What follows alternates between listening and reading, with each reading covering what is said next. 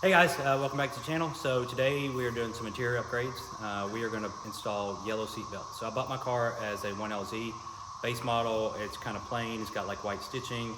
Looks good, but it doesn't have that extra pop that you see on some of the higher trim models. To do these seat belts from the factory, it's about a $500 upgrade. I bought these for $400 from an eBay vendor. I ended up searching around after I'd already ordered these, and I found them for about $250 shipped. So in theory, you could do it for half cost if you just put in a little bit of labor in there and do whatever seatbelt color you want and save yourself $250 from the factory, whichever color you like. So that's one thing to kind of keep in mind. Also, there's a company that you can actually send these retractors off to, and they will put up whatever color you want on there and then send them back to you. They'll disassemble and send back, and they advertise a 24-hour turnaround time. And I'll post a link to their website on here. I don't have any affiliation with them. I just happened to see them when I was doing some research on ordering these seatbelts. So anyway, so here's what we got.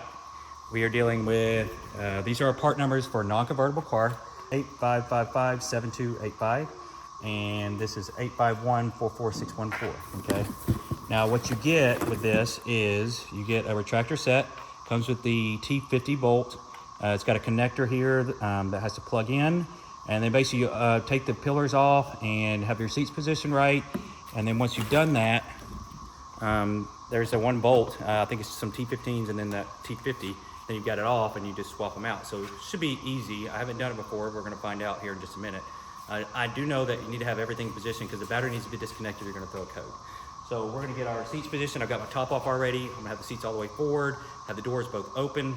That way I can just kind of manipulate and do the things that I need to do, and we'll get it done. So stay tuned. That's our job for today, and we'll see how it turns out. All right, so we've got seats forward. You can see I got an airbag, and you can see on the 1LZ interior, just it's got white stitching. It's nice, but it just needs a little extra pop, and that's why we're doing kind of yellow seat belts. So it looks like this panel here is going to have to come off, and I think there's a speaker behind there. I think this pops off mostly, and then I think maybe this is going to have to pop down and off on the seat to get to the bottom part of this. That's what it looks like, at least. I'm not 100% positive, but I think those will be our two mount points, so I think we'll have to get that off too. So I've got what I think is the right positioning, and now our next step is going to be basically just to pop these panels off and loosen the battery. Okay, to access the battery, we're going to pop some side pieces off. I just pull them off. It takes 1 second. And then our other ones on the side, and then this big panel. A little bit more cumbersome. The engineers did a really good job of making this stuff easy. This could be a lot harder process.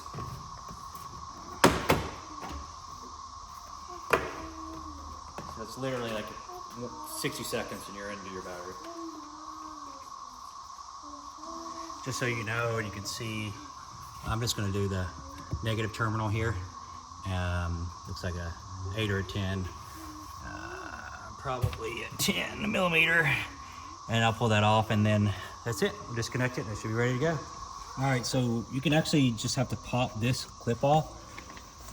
This sets on here like this, and you don't ever actually do anything to the seat. You just take a screwdriver or plastic pry piece, pop in here, pop this off. That's a 10 millimeter to get it loose. That disconnects it completely from the seat. Now here, where it's a little tricky. So this side panel, this whole side panel has to come loose, okay? If you take plastic pry tools, like these, and you wedge them in between each one, start here, pop, pop, pop, and then you do the same thing on the top. It disconnects from the A-pillar here, and this will disconnect. There's 3 tabs along there, you can see them. And then on top of that, the hardest one to get is this yellow plastic tab right there. That's what centrally holds this popped in place. Once that's loose, this whole thing's out and you're good to go.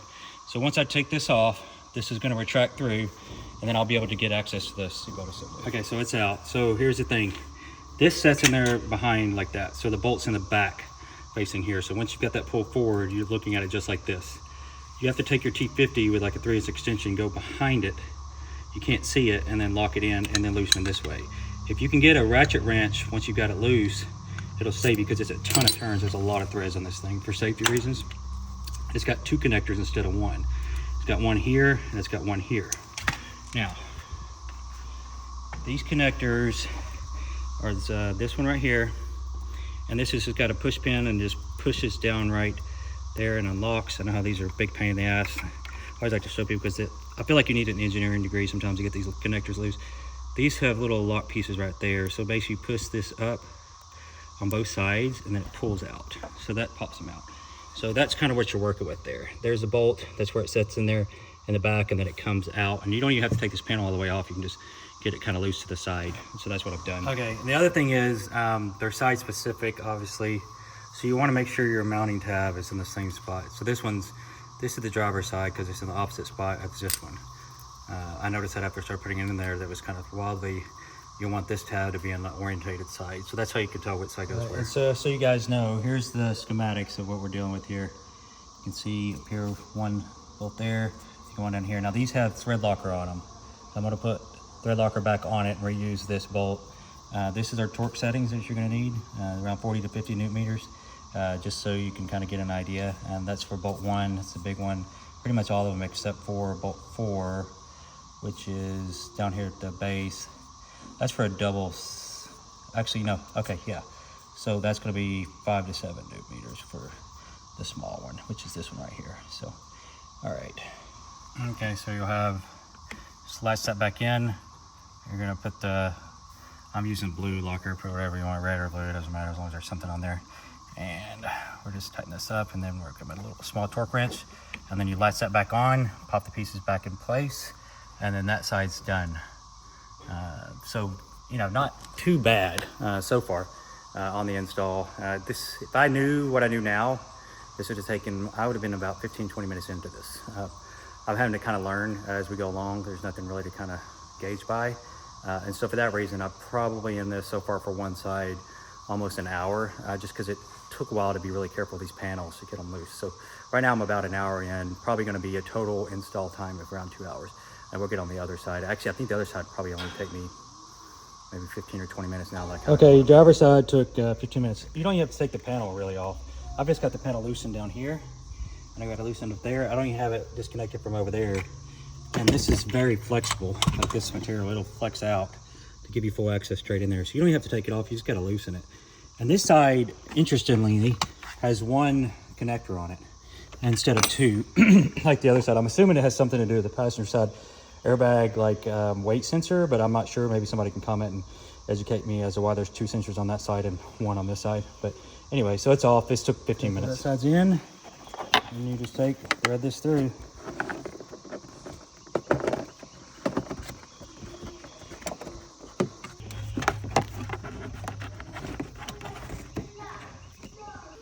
Okay, thread it through, and then just attach. And this locks down.